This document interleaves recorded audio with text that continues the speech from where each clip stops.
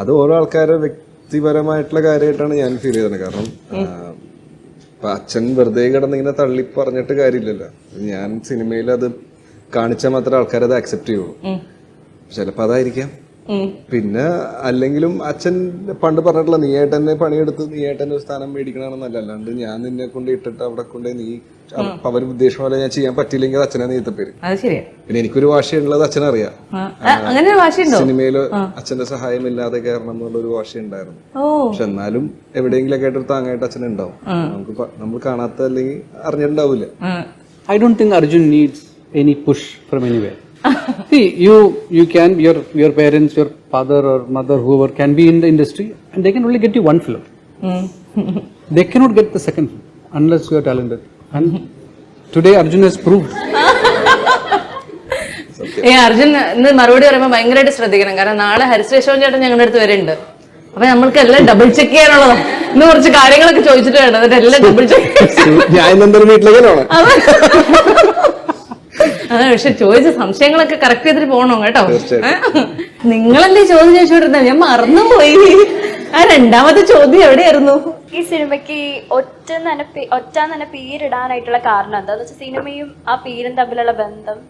Good question. ഈ സിനിമയ്ക്ക് വേറൊരു പേരായിരുന്നു. ഓക്കെ, ആ പേര് ഭയങ്കര സാഹിത്യപരമായൊരു പേരായിരുന്നു.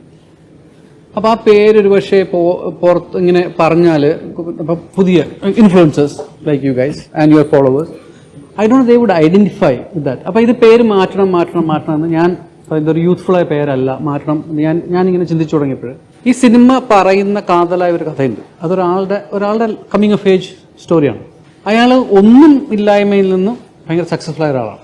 അപ്പോൾ ഞാൻ ഈ ഒരു 5 സക്സസ്ഫുൾ ആയ ആൾക്കാരെ എടുത്ത് പഠിച്ചു നോക്കുമ്പോൾ ഇവരെല്ലാവർക്കും വളരെ യൂണിഫൈഡ് ആയിട്ടുള്ള യുണീക്ക് ആയ ഒരു ക്വാളിറ്റി ഉണ്ട്. അതിപ്പം സ്റ്റീവ് ജോബ്സ് ആയാലും, take any Elon Musk or anybody like that, any big successful people, they all were ലോണേഴ്സ്.